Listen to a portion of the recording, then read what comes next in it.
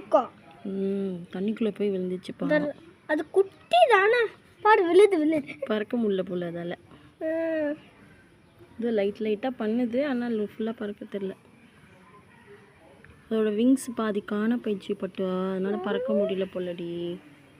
அப்பனா இந்த ஸ்டாம்ல தான் குட்டி இதெல்லாம், அதாவது ஸ்டாம்ல பறக்கவே முடியாது குட்டி திங்ஸ் ஆலலாம்.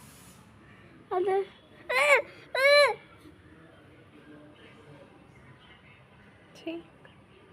குத்துது.